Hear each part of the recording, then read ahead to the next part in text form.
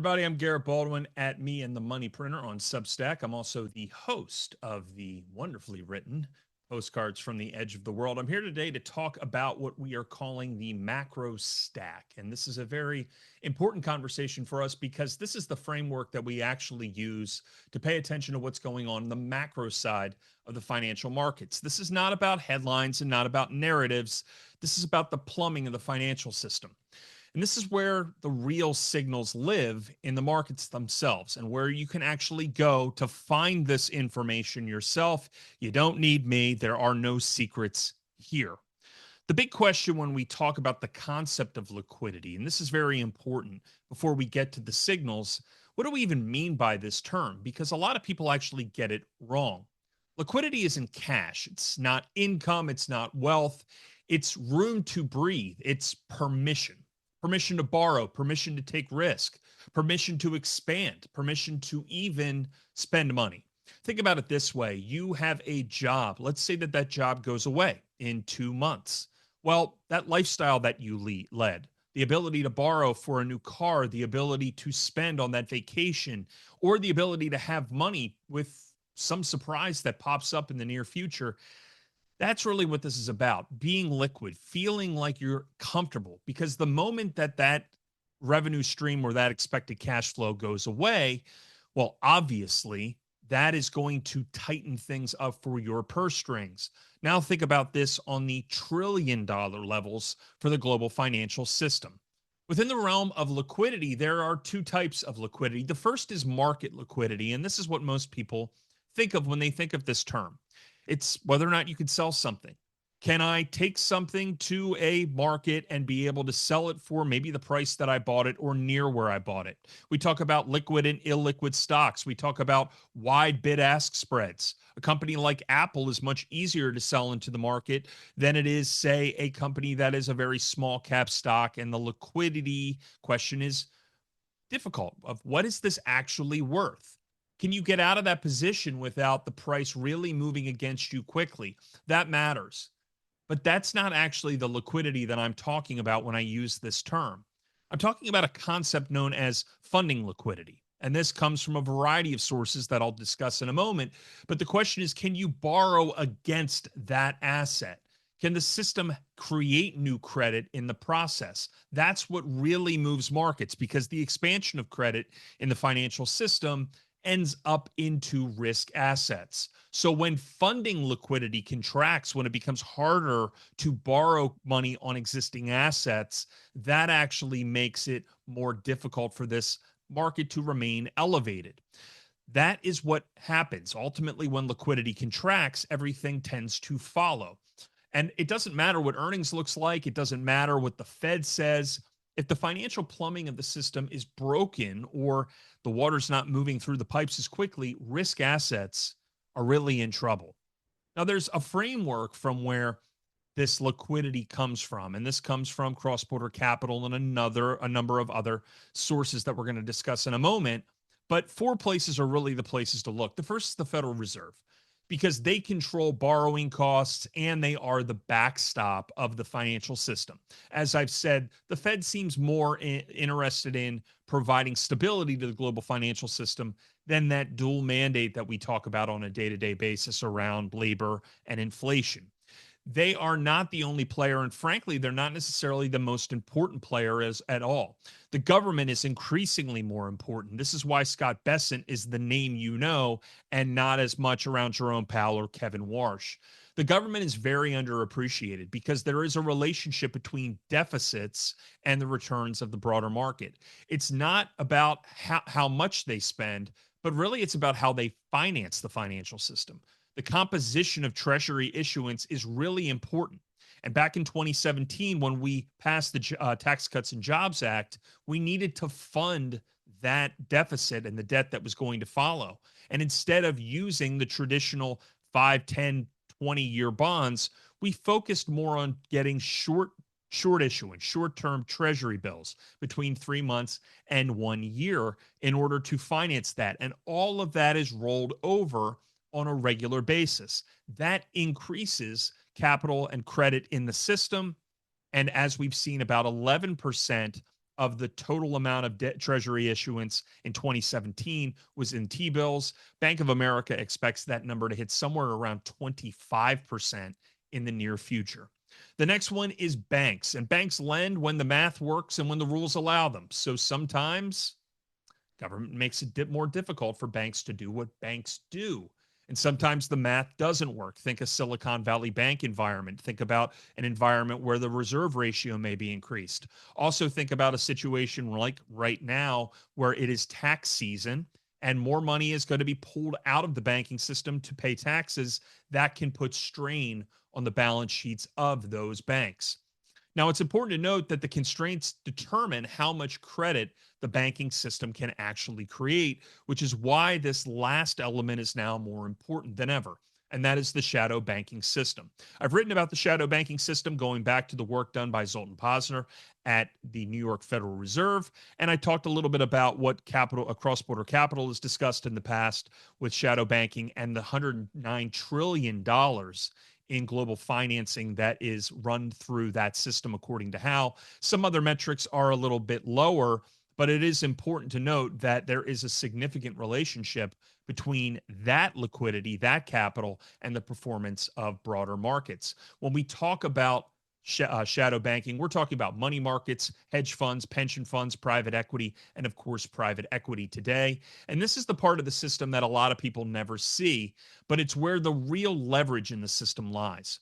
The key insight here is that the liquidity lives upstream of everything. So liquidity is over here, momentum, where I focus, is typically here, and then returns in the equity market live downstream. So do earnings, so does jobs, so do inflation. And of course, we've talked about the Cantillon effect, that as liquidity expands, who gets access to that capital and where does it arrive on their doorstep and in what form, whether that is the ability to lend or the responsibility and effectively the only option, which may be to borrow.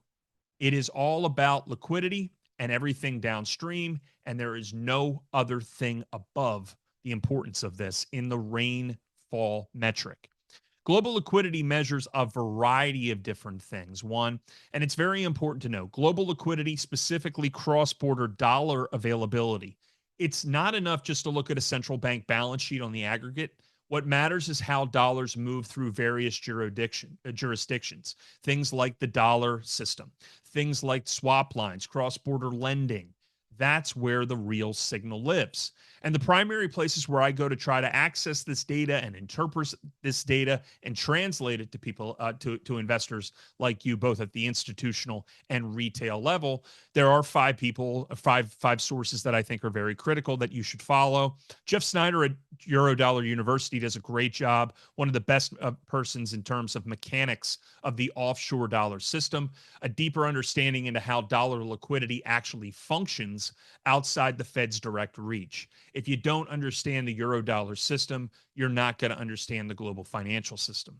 Michael Howe is at Cross Border Capital. He wrote a book on this, literally. It's called Capital Wars, and his framework on global liquidity cycles and cross-border capital flows is essential learning to understand cycles and where things operate at any given moment. Right now, Howe is stating that we're on the backside of a current liquidity cycle, which is making things a little bit more choppy for investors, and it makes it a little bit more difficult to understand how the market is operating if you don't understand the inner workings and that plumbing. Lynn Alden tracks the cleanest net liquidity metric that there is. It is a simple metric. It is Fed balance sheet minus the Treasury general account minus reverse repos. This is a simple, transparent, and regularly updated metric. Darius Dale at 42 Macro has built a global liquidity proxy that covers nearly every major economy. He layers liquidity tracking on top of growth, inflation, and policy cycles. It's one of the things that I layer on top of momentum, and it creates a very clean understanding of how and why money is moving through the system and how that impacts equities, bonds, and everything else. And if you really want the raw institutional data, if you're like me, you're one of those people that really gets excited about just seeing a spreadsheet, well, check out the Bank for International Settlements. They publish global liquidity indicators as well on cross-border banking flows, portfolio investments, and central bank balance sheets. The Bank for International Settlements is the central bank for central banks. So think of the Federal Reserve, Bank of the BIS is their central bank. All right. The second thing, the second major signal is really in the repo markets. And this is a very vital sign. Every day you can check out the Fed operations and what they're doing with repo simply by going to the Fed site. I live and breathe the SOFR and the EFFR spread. That's the secured overnight financing rate against the effective funds rate. And when the spread starts moving and the SOFR is higher than the EFFR, there's a problem. And the reason for that is because the Fed funds rate does not require collateral when borrowing. This is banks borrowing money from each other without having to put anything down. But SOFR is a completely different metric. And what happens here is if you need to borrow money, you need to provide collateral to borrow money. So think something simple like treasury bonds.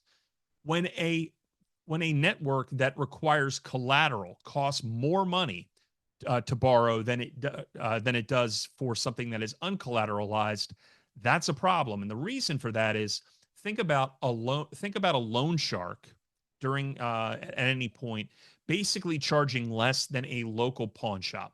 If you take money into something into a pawn shop, a guitar, you say I want $200 for this, and they give you $200. You're leaving that guitar there.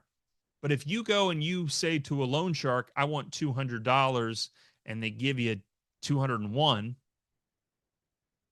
and you don't need to leave the guitar, that's strange. That's just very bizarre. So the fact that the cost of something that requires collateral to borrow is more than something that doesn't, it's a little strange. So I watched the standing facility usage when counterparties are going to the Fed's backstop. That is a signal. I watched the quarter end spikes. We watch bank windows address their balance sheets, and the stress shows up in overnight funding rates. Key thing to pay attention to, though, is these signals show up before equities tend to notice. The stock market is the last to know. Repo stress, funding pressure, collateral scarcity, these things show up in the plumbing weeks or months before they show up in the S&P 500.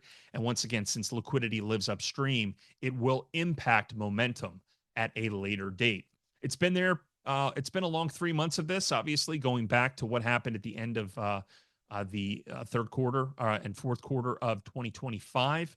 And if you've been watching the funding markets, you know exactly what I'm talking about. One of the next things to watch, signal 3, and this is probably the most underrated signal, is treasury issuance and absorption. Most people look at the size of issuance. How big is the deficit? How many bonds are we selling? That might not really be the right question. The right question is who is absorbing the duration? When the private sector steps back from buying long dated treasuries and the system has to be backstopped by dealers or the Fed, that's telling you something fundamental about regime risk. Here's the problem. Over the last 8 years, issuance has exploded at the front end of that curve. So we're refinancing our deficit more and more with short-term treasury bills, and that creates a feedback loop. When you issue bills into a system with ample reserves, these bills get absorbed by money markets. That cash gets recycled into the system, and it fuels leverage, particularly around Mag 7 stocks and whatever the theme of the day is. Back during the 2020 groundswell after COVID, it was the at-home stocks. In the most recent cycle, it has been the AI stocks. It fuels risk-taking in the equity markets. It makes everything look like it's fine, but you're really just building a more fragile house of cards, and you're making the system more dependent on short rolling debt. When that rolling debt stops working, you're going to have a serious problem.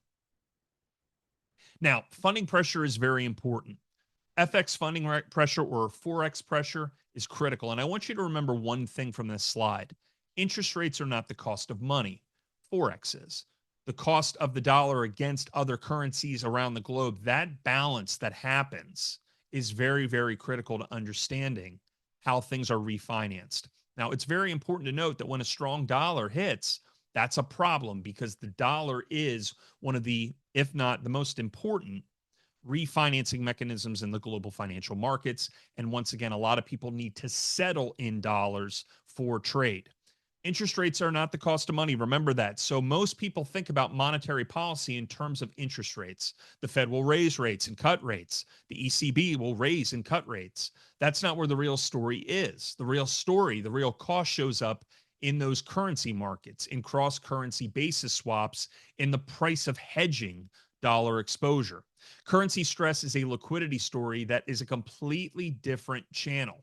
If the yen is under pressure, it's telling you something about the carry trade and about the Bank of Japan's policy divergence. It's telling you about the transmission relationship between the Bank of Japan's policies and how it may impact the US economy. If the euro is moving, it's the ECB Fed rate gap and the dollar swap line usage that may be at play. And offshore dollar markets, that's where you see cross-border dollar scarcity in real time. You'll hear a little bit about dollar swaps or about the Fed having to open up swap lines to other foreign banks. That's very, very critical. And we'll discuss that at more length as we move into our next phase of these conversations. But this is one of the most open secrets in all of finance. Everyone who works in FX knows this, but it rarely makes it into the macro conversation in plain English. Now, as far as momentum goes, large-scale momentum models are linked back to liquidity, and it's different from the others because it's not about plumbing directly. It's about measuring the collective behavior of that capital. So U.S. inflows and outflows by sector. What are the momentum patterns telling you about where money is actually going? And not where people say it's going, but actually where it's going. I go back to a couple of people who really focus on this well. JD Henning, his doctoral work is very critical on this. He tracks equity weighted momentum across 7,500 stocks and 11 different sectors. Equal weighting is the key. It catches rotation and stress in the broader market that cap weighted indices tend to completely mask.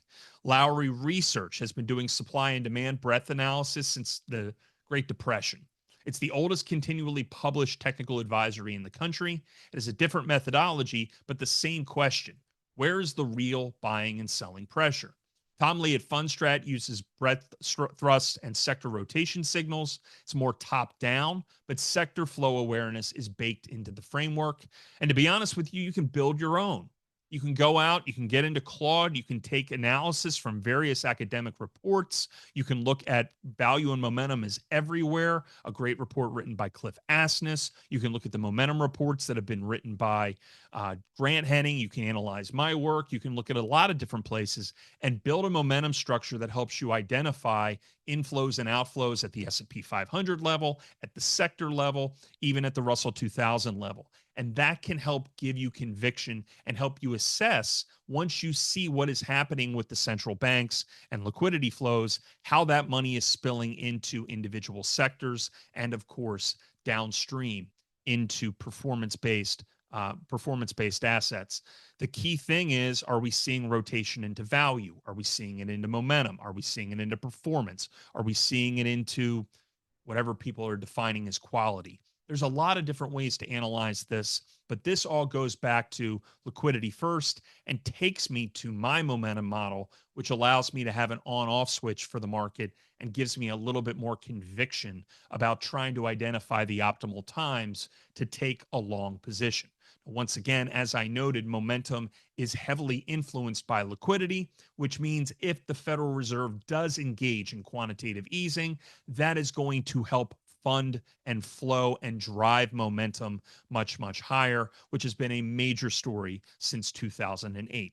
Now, here's the connection back to everything else. If you want to know when repo stress is about to hit, it's going to show up in this data. It's going to show up in these momentum models. Capital flows lead that plumbing. Now, I'm going to be very honest with you. The stuff that I ignore GDP prints in isolation. They're backward looking. They're heavily revised. They're narrative driven. And by the time you see the GDP number, the market has already moved. Same thing with CPI. It's hard to look at any of this stuff in isolation. And that's one of the key things. This is a lagging indicator. And by the time inflation confirms a trend, the trade's over. And then this whole soft landing narrative. We've been talking about this now since 2021. Consensus stories build on vibes. The repo market does not care about a narrative. The funding markets don't care about what people are saying on television. The signal lives in the plumbing, not in the headline. And that is the entire thesis. Once again, follow the plumbing, ignore the noise. That's how we focus on the macro. It's why I write Me and the Money Printer. It's also why I write Money Printer Pro. And finally, if this framework resonates, come join the conversation with us over at Substack.